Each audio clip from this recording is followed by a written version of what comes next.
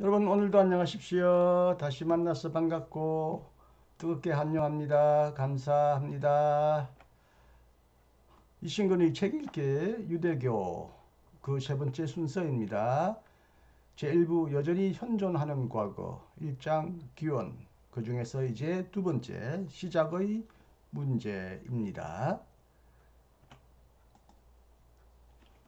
시작의 문제 한스킹은 이렇게 시작합니다. 우리는 유대교의 두 가지 측면을 동시에 보아야 한다. 유대교는 윤리적 종교이고 민족 종교다. 그러나 그와 동시에 세계 역사를 만들었고 스스로 세계 역사를 관통해 온 종교, 곧 세계 종교이기도 하다.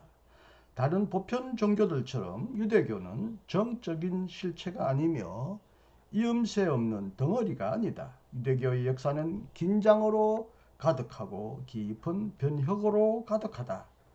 여하튼 이 변화는 연속적으로 본 유대교적 또는 기독교적 정통주의가 인정하고 싶은 변화보다 더 깊다.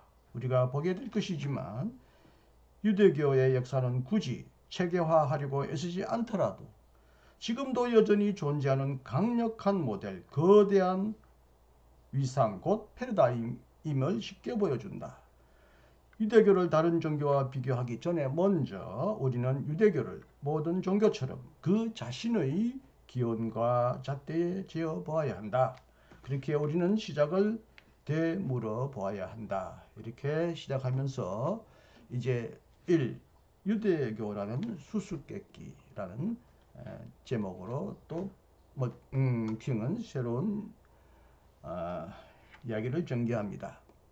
다음과 같은 사실은 질문할 여지가 없다. 설명하기 어려운 온갖 박해에도 불구하고 오늘날까지 생존을 유지할 수 있었던 우리 지구의 가장 오래된 종교 중 하나인 유대교는 자신의 힘과 따뜻함과 웃음과 인간다움을 지니고 있는 종교다. 그렇다. 이 유대교는 다른 사람들과 자신에게 얼마나 신비스럽고 독특한 종교사와 세계사의 현상인가. 유대교의 본질은 정의하기 어렵다. 이슬람교와 기독교와는 달리 유대교는 수백만의 신도를 거느리고 있는 다민족적 세력은 아니다.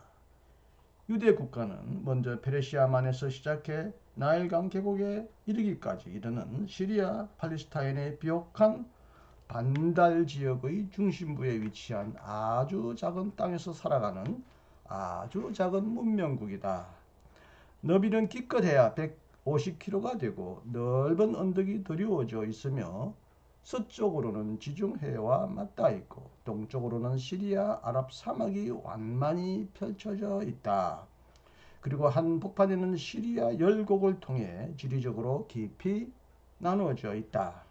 시리아 열곡 계곡은 요르단강 계곡과 사해를 거쳐 이집트까지 실제로는 중앙아프리카 호수까지 이른다. 이 호수에서는 지금까지 가장 오래된 인간의 흔적들이 발견되었다. 그렇다면 유대인도 스스로 가장 큰 수수께끼로 여기는 그리고 긴 역사 속에서 아시리아인과 바빌론인, 페르시아인, 그리스인, 로마인의 세계였고 결국에는 기독교인의 세계의 일부였다가 지금은 온 세계로 흩어져 있는 이 유대교란 무엇인가? 국가이지만 결코 국가가 아니다. 이유는 무엇인가? 바빌론 포로 생활 기원전 58년 이후로 큰 무리를 이루었지만 기원 후 2세기 이후로는 오늘날까지 거룩한 땅 밖에서 상당히 큰 무리를 이루며 살았기 때문이다. 유대인 570만 명이 미국 시민의 대략 3%이고 얼마 전까지 소련의 유대인 17만 명이 살았다. 오직 유대인 33만 명만이 이스라엘 시민이다. 민족이지만 결코 민족이 아니다. 이유는 무엇인가? 이 민족은 다른 민족과는 달리 국제적인 집단이기 때문이다. 셀 수 없는 유대인이 정치적, 문화적으로 자신을 미국인이나 영국인, 프랑스인이나 독일인으로 느끼며 결코 외국에 사는 이스라엘인으로 느끼지 않는다. 인종이지만 결코 인종이 아니다. 이유는 무엇인가? 이미 후기 로마 시대부터 모든 가능한 혈통과 민족이 결혼이나 개종을 통해 유대인이 되었기 때문이다. 예컨대 많은 동쪽 유대인은 카자르의 투르크 민족에서 유래했고, 다른 유대인은 에티오피아의 금은 팔라샤인에게서 유래했다. 그리고 오늘날의 이스라엘은 분명히 모든 가능한 피부와 모발과 안구 색깔을 지닌 사람들이 함께 사는 다인종 국가가 되었다. 어느 공동체이지만 결코 그렇지 않다. 이유는 무엇인가? 유대교는 모든 사람이 공유하는 문화를 지니고 있지 않고 모든 사람에게 공통적인 언어를 사용하지 않기 때문이다. 많은 유대인은 히브리어나 이디오시어를 사용하지 못한다. 종교 공동체이지만 결코 그렇지 않다.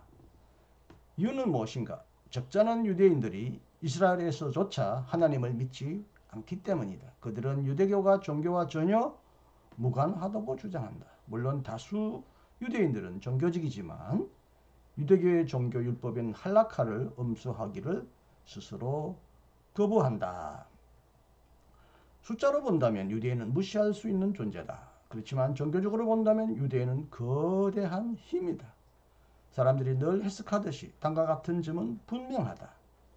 어디서 어떤 공동체를 이루든 유대교는 이스라엘이라고 불리는 야곱을 조상으로 여기는, 법률적으로 더 정확히 말하면 한 유대인 어머니를 가지고 있거나 유대교로 개종한 모든 사람의 신비스러운 운명 공동체다. 유대인은 수수께끼와 같은 경험 공동체이기 때문에 운명 공동체다. 그것은 후기 시대 곧 종종 매우 열악했던 기독교 시대에 비로소 그러했던 것이 아니라 이미 초기 시대부터 처음부터 운명 공동체였다.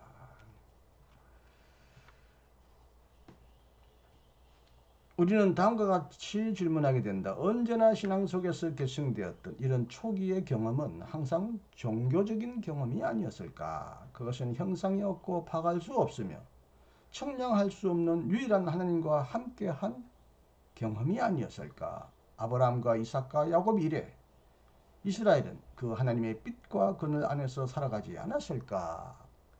종교적이었던 모든 유대인은 조상들이 믿던 바로 이 유일한 하나님을 충실히 믿었고, 그래서 그들에게는 오직 이 순수한 유일신론적 종교만이 존재하지 않았을까? 그리고 유일한 하나님에 대한 신앙은 항상 다수가 믿든 믿지 않든 유대인 종교의 중심이 아니었을까? 만약 이러한 신앙의 힘이 없었다면 온 땅에 흩어진 유대 민족이 2000년 동안 자신의 나라가 없었음에도 자신의 정체성을 보존할 수 있었을까? 하나님을 믿었던 모든 시대의 유대인들이 바로 이런 신앙을 바탕으로 자신의 삶을 꾸려갈 수 있었고, 바로 그래서 이처럼 끝까지 살아남을 수 있지 않았을까? 조금 뛰어넘으세요. 나라와 대륙의 경계선을 넘어서 분명한 유대인의 소속감과 연대의식과 아마도 하나의 영적인 자식까지 형성되었던 것은 바로 이런 이유 때문이 아닐까. 유대인은 3000년 동안 최악의 조건 아래서도 살아남았다. 수수께끼 같은 이런 증거를 볼 때 이 민족은 아마도 그 어떤 특별한 일을 위해 존재하고 그것을 위해 결정되었으리라는 생각을 우리가 완전히 떨쳐버릴 수 있겠는가? 이 민족은 그 어떤 일을 위해 그 누구에 의해 보존되고 선택되었을 수도 있지 않겠는가? 이 민족의 오랜 종교적 전승들은 지금 놀라운 한 목소리로 바로 그 사실을 주장한다. 그것은 하나의 민족이 선택되었다고 말한다. 이 말은 옳은가? 여하튼 유대인이든 기독교인이든 무슬림이든 우리는 오늘 역사적 질문에 관한 대답을 회피할 수 없다. 이 전승들이 종종 보고되는 사건들이 일어난 지 수백 년이 지난 뒤에야 비로소 기록되었다는 사실이 명백함에도 우리는 민족의 기운을 다루는 이 전승들을 믿을 수 있을까? 역사적 연구는 현재 어떤 견해를 취하는가? 이 전설 속에 묻혀있는 기원들, 여기서 킹은 자신의 나라 스위스의 연방의 기원을 비교하면서 설명합니다. 고대 스위스의 전설을 여기서 언급하는데 여러분이 잘 아시는 빌헬름 텔에 관한 얘기가 나옵니다. 사냥꾼이자 궁수였고 나중에는 스위스 민족의 영웅이 되었던 빌헬름 텔 이야기. 그는 알도르프에서 용감하게 사과의 화살을 쏘고 체포된 다음에 루체른 호수의 폭풍 속에서 도피했고 마침내는 그 백성들이 정화하던 억압자 합스부르크의 왕 헤르만 게슬르를 사살했으며 그래서 민중봉기와 합스부르크 왕조 지배에서 해방되는 신호탄이 되었다고 알려져 있다. 그런데 이 사건이 중부 스위스에서 일어났다는 사실은 정확히 밝힐 수 있지만 스위스 연방의 기원을 재구성하는 것은 상당히 어려울 것이다. 그 이유는 무엇인가?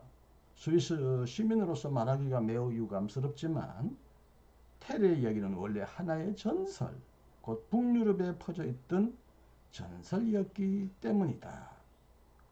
사과를 향해 화살을 쏘는 동기는 이미 삭소 그라마티쿠스가 쓴 역사서 덴마크인의 사적에도 나온다. 그렇지만 잘 알다시피 기원전 13세기에 일어난 스위스 연방의 설립은 다수의 문서들을 통해 역사적으로 입증된다. 이렇게 얘기하면서 이스라엘 동맹을 말하기 전에 스위스 연맹의 기원을 설명하고 거기에는 빌헬름 텔에 관한 전해져 내려오는 전설, 이 전설은 이미 스위스만이 아니라 북유럽에도 퍼져 있던 그런 전설이었다고 합니다. 이렇게 전설과 사실이 서로 교묘하게 수수께끼처럼 엮여져 있는 스위스 연방을 말하면서 이스라엘 연맹도 바로 그런 연맹인가 라고 킹은 질문하는 거죠. 이스라엘의 동맹의 기원은 전설 속에 훨씬 더 깊이 묻혀 있다. 그것이 기원전 13세기, 12세기에 이미 존재했다는 것을 생각한다면 이것은 놀라운 일이다. 다시 말하면 이미 존재했다는 것을 생각한다면 다시 말하면 66년 동안 지속된 파라오 람세스 2세, 성경에는 바로라고 그러죠. 바로 람세스 2세의 통치 시대는 기원전 1290년에 시작되었다. 출애굽기 1장 12절에 언급되고 있는 그는 나일강 삼각주에 위치한 람세스의 새로운 도시를 설립한 자였다. 많은 학자들의 견해에 따르면 그는 예전에 이집트로 이주한 이스라엘 유목민들에게 건설 노동을 시킨 바로 그 압제의 왕이었다. 물론 이스라엘 백성이 이렇게 압제를 당한 사건과 이집트를 탈출한 사건 자료는 전혀 없다. 이집트의 문헌은 이에 관해 침묵하고 있다. 더 놀라운 점은 다음과 같아. 추측컨대 아주 작은 무리의 그러한 이주는 이집트의 궁정 서기관과 국가 서기관에게는 완전히 사소한 사건이었다. 그렇다면 분명히 극적이고 놀라운 10가지 재앙은 무엇인가? 이런 재앙들은 대개 이집트와 팔레스타인에서 드물지 않게 일어났던 자연재앙을 요약하고 단순화한 이야기일 것이다. 다만 6월절 희생양은 원래 고대의 유목민의 봄 축제 기간에 새로 태어난 가축의 생명을 보호하려고 거행했던 악기를 막기 위한 희생제였을 것이다. 재미있죠? 그렇지만 성서 밖에서 이스라엘이라는 이름이 처음 언급되었다는 사실은 하나의 역사적 근거를 제공하지 않는가? 이 근거는 1224년부터 1204년 동안 통치했던 람세스 2세의 아들과 후계자 파라오 메르네타의 유명한 상형 비문에서 발견된다. 그렇지만 그것도 파라오와 그리고 바다 가운데서 밀려오는 물에 익사한 군대의 멸망에 대해서는 아무런 보고도 해주지 않는다. 정반대로 그것은 리비아 사람을 이긴 메렌프타의 승리와 이스라엘에 대한 그의 영향력에 대해 말한다. 비문에 따르면 이스라엘은 황폐했고 씨앗을 전혀 가지고 있지 않았다. 그리고 비문은 모세라는 이름을 가진 한 남자에 대해서도 전혀 언급하지 않는다. 그의 출생은 분명히 수메르와 아카드에 이미 퍼져 있던 버려진 어린 영웅을 보호했던 신화에서 전파된 것이다. 이러한 출생 이야기는 아카드 왕 사르곤 1세를 언급한 기원전 3세기 후반 문헌에 처음 나온다. 이 모든 것은 무엇을 말하는가? 아브라함과 이삭과 야곱의 선택 이야기처럼 이집트 탈출과 하나님의 산에서 언약을 맺은 사건과 약속된 땅에 들어간 사건 이야기도 우선 오직 입으로만 전승되었다. 구두 전승이라고 그러죠. 다른 민족들은 이러한 사건을 분명히 전혀 알지 못한다. 그리고 이스라엘 자체에서도 빨라야 후기 왕조 시대에야 많은 문서 전승들이 발견된다. 그렇기에 이스라엘 역사의 초기에 일어난 이러한 근본 사건들은 전혀 입증될 수 없다. 이러한 불리한 조건 아래서 우리는 어쩔 수 없이 근본적인 질문을 다루게 된다. 3. 자료들을 어떻게 다루어야 하는가? 비교적 자료를 이해하고 분석하는 연구 방법론에 관하여 설명하는데요. 가장 중요한 내용만 설명드리겠는데, 우리는 거룩한 문서도 성서도 역사적 비평적으로 해석해야 한다. 학문적 해석을 중요하게 생각하는 한 우리는 모든 현대적인 방법과 연구 방식을 이용해도 좋을 것이다 라고 말하고요. 근대 성서학 그리고 다른 학문, 고전 언어학, 이집트학, 아시리아학 등에도 자극을 주고 이를 이용하면서 근대의 성서학은 인류의 가장 위대한 정신적인 업적에 속한다. 그리고 특히 오경의 다양한 자료들을 비판적으로 구분하는 것은 보편적으로 인정된 현대적 성서 연구의 가장 의미심장한 결과 중 하나로서 보편적으로 인정되고 있다.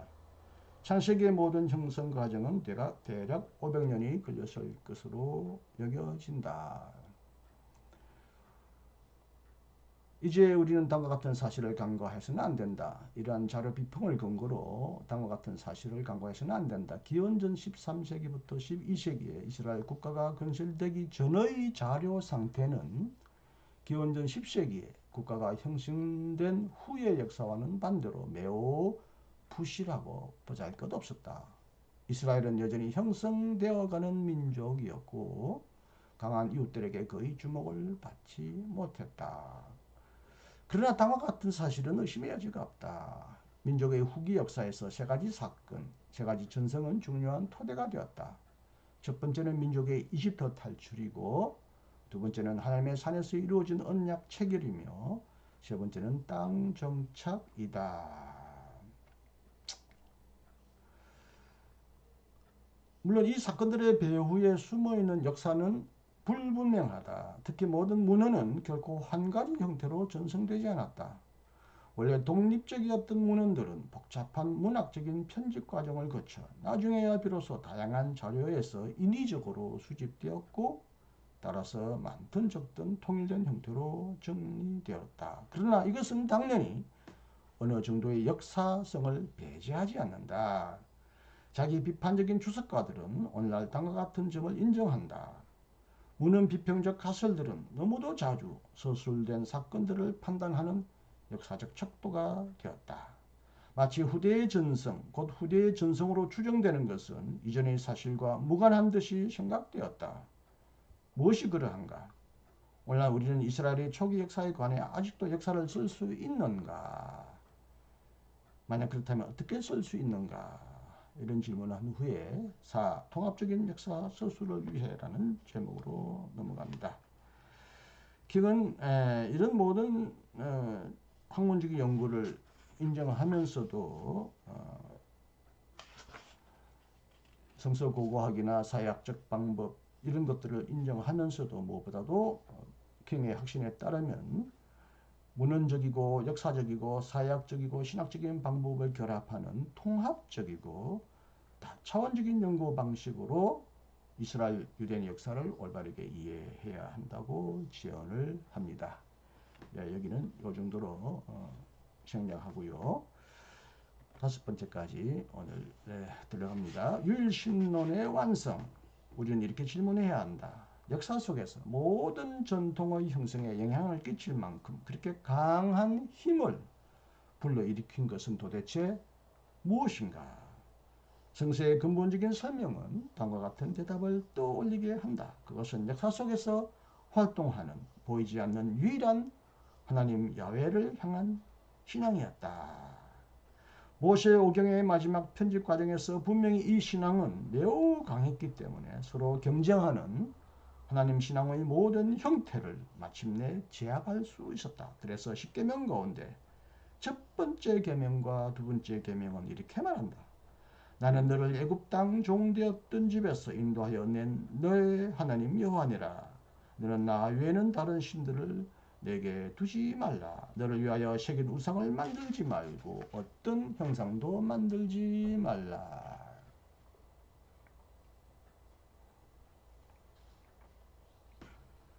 한 페이지를 뛰어넘습니다. 여기는 히브리 대학 교수 예헤츠겔 카우프만의 얘기를 조금 인용합니다.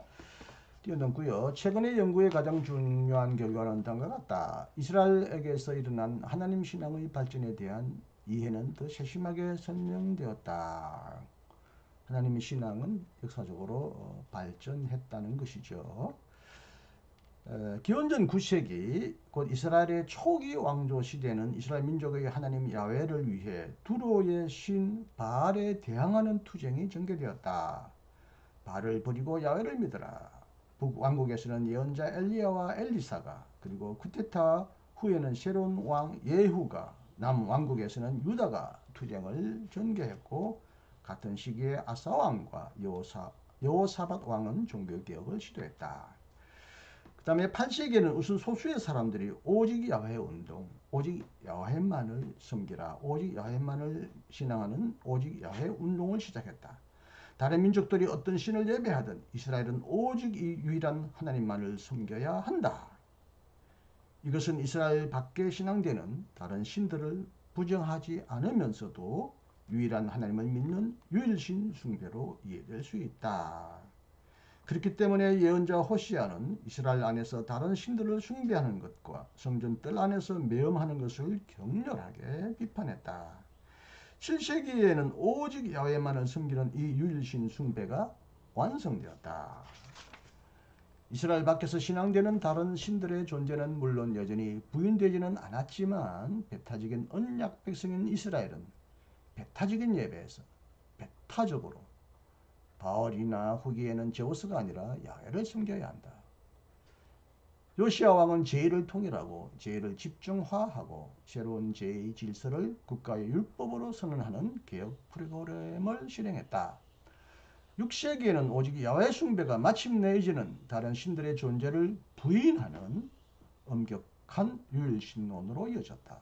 바빌론 제국의 예루살렘 정복은 다신론적인 탈선을 징계한 것으로 해석되었고 옛 문서들이 엄격한 유일신론적 방향으로 편집되었다. 이것은 다신론에서 단일신론을 거쳐 유일신론으로 넘어가는 운동이었다. 그러나 이미 이스라엘은 이미 일찍부터 유일한 하나님, 질투하시는 야훼에 대한 절대적인 충성을 중요하게 생각했다. 이것은 모든 종류의 이방인의 제의와 우상, 성자, 별, 성운, 성자, 별 숭배를 배제했다. 최근의 연구에서 바로 기독교인 주석가들이 자주 그러했듯이 우리는 이러한 발전을 역사에 관한 무지, 환상주의, 비관용, 정오라고 평가해야 하는가? 우리는 다신론과 고대 가나안의 풍산제의를 다시 갈망해야 하는가? 아니다. 엄격하게 배타적인 유일신론이 언제부터 형성되기 시작했는지는 부차적인 질문이다. 초기에 덜 배타적인 표상에도 불구하고 유일한 하나님을 향한 신앙이 최종적으로 편집된 전체 히브리 성서를 처음부터 끝까지 지배하고 있다는 사실은 그 당시만이 아니라 오늘을 위해서도 결정적이다. 야훼는 하나님이시다. 이것은 실제로는 길지만 최종적으로는 분명한 길이었다. 신화로 쌓여있는 예언자 엘리야의 이러한 구호가 그렇게 말하기 시작하고 위대한 문서 예언자들 곧 8세기의 이사야와 7세기의 예레미야도 그렇게 말한다. 그리고 강대국들은 아무것도 아닌 것, 신들이 아닌 것, 허무한 것이다. 마침내 제2 이사야의 분명한 찬송의 고백도 그렇게 말한다. 그는 예언자 에스겔처럼 6세기에 바벨론의 포로로 끌려온 사람들 가운데서 활동했고 거기서 유일한 하나님 야훼를 모든 민족의 구원이라고 선포했다. 나 외에는 다른 신이 없나니 나는 공의를 행하며 구원을 베푸는 하나님이라. 나 외에는 다른 이가 없느니라. 이런 유일신 하나님 신앙, 유일신 오직 야훼 하나님만을 믿는 유일신앙은 오늘날 기독교만이 아니라 이슬람교를 위해서도 다음과 같은 의미를 세 가지 의미를 지닌다. 첫째, 주위에 있는 모든 종교에서 볼 수 있듯이 여러 신들은 없다. 그들을 예배하는 것은 공적으로든 사적으로든 허락되지 않는다. 페르시아 종교에서 볼 수 있듯이 경쟁하는 악한 신, 악신은 없다. 페르시아가 강력으로 지배하던 시기에도 선한 원리와 나란히 적대자나 고발자, 히브리어로는 사탄, 그리스어로는 디아볼로스, 이것은 모략자란 뜻이고요. 독일어로는 토이펠, 악마, 영어로는 이제 사탄이라고 이렇게 번역하죠. 이런 것이 동등한 가치를 지닌 선한 원리와 나란히 존재하는 두 번째 적대적인 원리로 인정될 수 없었다. 그리고 셈족의 모든 주류 신에게서 볼 수 있듯이 여성적인 동료 신은 없다. 히브리어에는 여신을 의미하는 단어는 하나도 없다.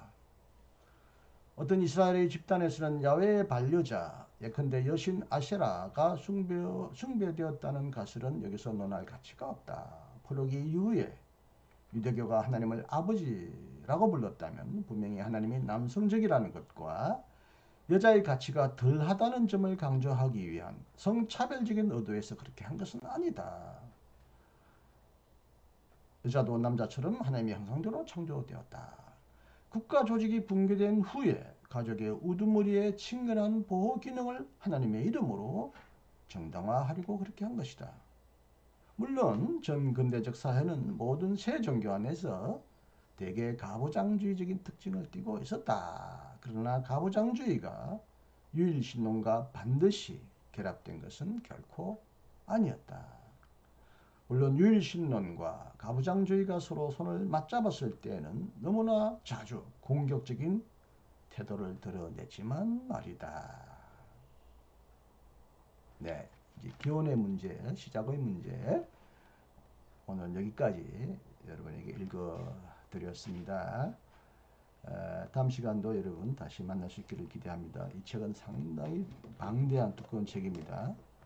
아마 1년 이상, 2년 가까이 혹은 그것을 더 넘어서까지 걸릴지도 모르겠습니다. 굉장히 길고 긴 이스라엘의 역사처럼 유대교의 역사처럼 이 책도 매우 길고 긴 동행과 관심을 여러분에게 요구합니다. 지치지 마시고 이스라엘 백성들처럼 줄기차게 끈질기게 저와 함께 동행해 주시면 반드시 아주 유익한 깨달음으로 여러분에게 보답이 될 것입니다.